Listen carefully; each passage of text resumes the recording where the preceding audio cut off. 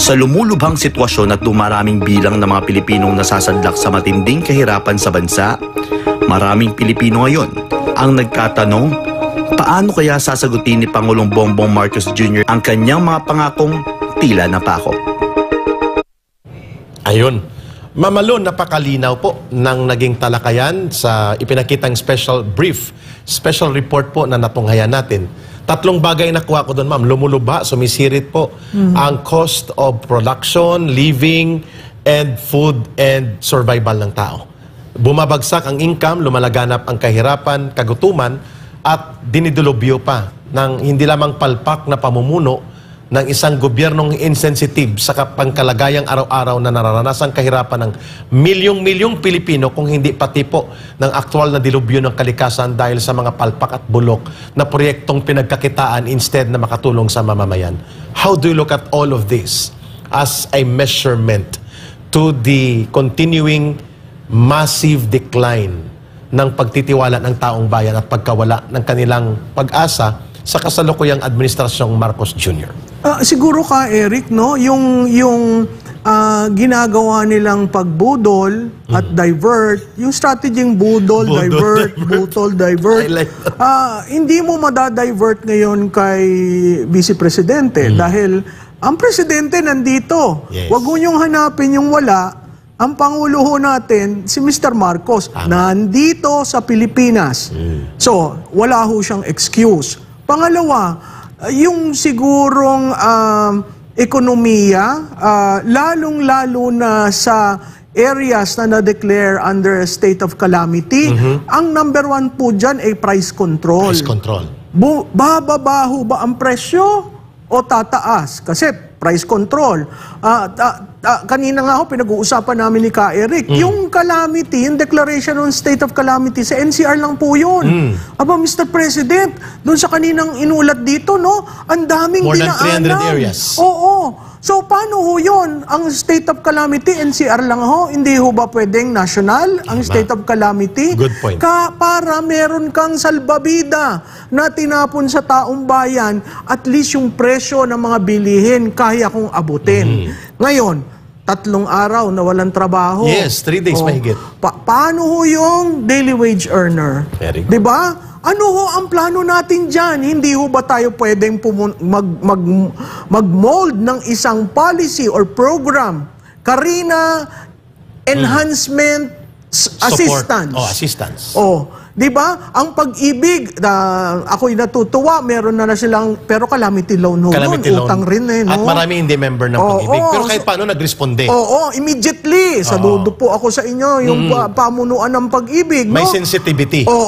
Hindi na kailangang order ng Pangulo. Kaya nyo yan, nasa mandato nyo. Correct. Ang PhilHealth, abay, wag nyo na hong ibigay. Ang natitirang, di ba, nagbigay na ng 20 billion eh. 70 na lang. Wag nyo na hong ibigay. Yan ho ay hindi subsidy ng gobyerno. Tama. Aming contribution. Pwede ho ba yung nagkakasakit dahil sa Karina, yung nakahigop ng tubig, ng baha, dahil sa pag-evacuate, magpapacheck up. Tsaka yung posibleng outbreak ng leptospirosis. Yes, di ba? Mga tetanus. Abay, baka pwede ho niyong gawaan ng Karina special program under PhilHealth para ang mga taong bayan na miyembro ng PhilHealth can avail of free medical support. Yes, those are concrete things. Correct. Na hindi kailangan ng Pangulo. Wag nyo na hong hintayin kung ayaw magbigay. Kayo ho, nasa mandato nyo yan. Kailangan mong, hindi ko alam kung ano ang... May isa pa, ma'am, nakita ko kanina na naging problema doon sa ulat na nakuha natin. Yung kanyang anti-poverty alleviation chief, si Larry Gadon, ay detached from reality. Pinagtatawanan niya ang realidad ng kagutuman at kahirapan. At samantalang sinasabi mo, malala na nga ang kahirapan at malubha na ang pagkawala ng income at kabuhayan ng taong bayan, pinalala pa ng paglunsad ng baha ng kalikasan dulot ng kabulukan sa programa ng gobyerno. How deep the crisis can go after this? Kailangan handa ang Pilipinas. Sir, hindi natin kakayanin ang susunod na delubyo kung ganito tayo. Hindi naman bago itong mga ito. Yes. Lahat ng namuno gawin na lang natin po sa EDSA. Lahat ng namuno Mula had to deal. Kay Cory Aquino Oo, onwards. had to deal with typhoons and flooding. Yung rason na tumaas ang tubig dahil sa basura, all leaders had to deal with that.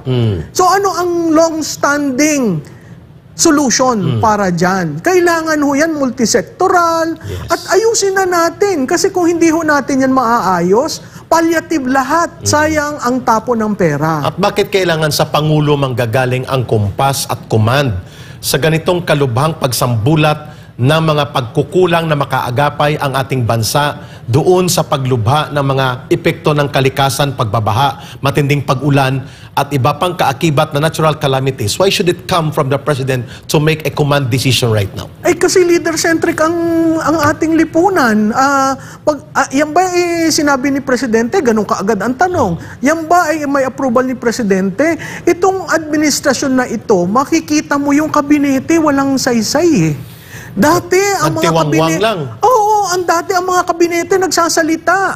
Ngayon, tahimik. Kunyari itong state of calamity, si DTI ba narinig nyo? Wala. Umiikot ba sa presyo? Si Department of Agriculture, wala ring masasabi. Si Land Bank, tahimik din para mag-assister sa mga magsasaka. Paano naman ang Land Bank? Linagay na ang pondo nila sa Maharlika. Di ba? Paano ka? Marami yung pero ang kailangan ho, yun ho kabinete, come on. Kailangan ho siguro ng presidente natin ng tulong. Kayo ho'y magagaling, mga batikan ng mga individually. Magtulungan ho tayo. Oo, merong parte ng inyong grupo na gustong ligwakin si Vice President Tsaka si Sara. Pangulong Duterte. Oo, tsaka wala na ho yan. Alam ho nyo, ang kalaban ninyo si Karina. Yan. Hindi ho kayo makakadivert dyan dahil taong bayan ang naka-eksperyensya at taong bayan ang humihingi ng solusyon sa inyo. Hindi ho daldal.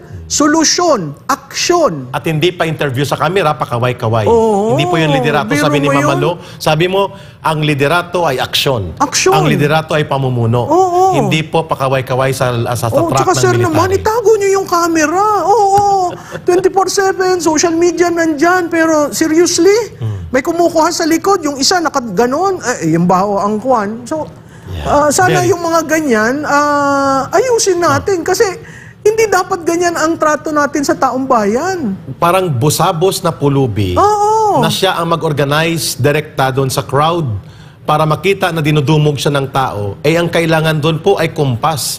How the President will orchestrate a whole of government, multi-agency, multi-sectoral na pag-intervene sa krisis. Pamumuno po ang pangangailangan. Hindi yung pamumudmod ng ganyang gawain po yan ng barangay captain. Hindi po yan. Oh, yeah. Alam nyo, ang nakakakuan kung sino mang bright boy or girl na nagsuggest niyan. Sus, Ginoo. Mahiya naman ho Pero kayo tama sa po ba, ma'am? Pangulo. Gawain niya ng barangay captain. Ganun, kapitan. Ang diferensya lang, wala siyang army truck. Oh. Di ba? Hindi gawain ng Pangulo, yung pamumuno ang gawain ninyo, ikumpas ang gobyerno at resources. Management. Yes. And when you want to check what is going on, you have the whole of bureaucracy to tell you what's going on. Why is Marcos Jr. doing this optics? Well, to gain the trust of the people. Because he feels it na That's one. But lumulubha. seriously, sir, in NCR is the hardest market to convince in terms of trust. Hindi bopols ang mga Pilipino. Hindi ho yan, Kon. Yan ang talagang barometro. Kita nyo, walang luminya. Wala.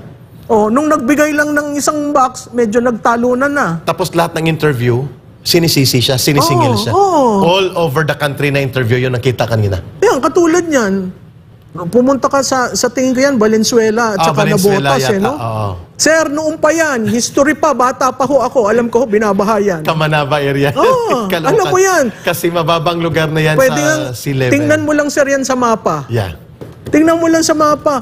And there are very, very good people in NDR and MC. Yeah, correct. Marami ho Na dyan. mga Sa OCD, alam nila, strategic. Devoted technical public servants Yes. na may kapasidad na maglutas po ng ganyan kung seryosong pinapakinggan sila ng Pangulo at sila po ay naikukumpas sa tamang pag-deploy ng kapabilidad ng mga government authorities and public officials kung paano timplahin, sabi ni Mama Lu, management yan, public management. Mag-enroll nga kayo ulit, Mr. President, ng crash course kay Professor Malotequia ng Wag naman ako. Public Governance and Management 101. Alam mo pa, parang isa ka, Eric, parang may disconnect. Hindi mo nararamdaman? That's the word, disconnect. Parang may disconnect eh. Ito yung mga leader, ito yung kabinete.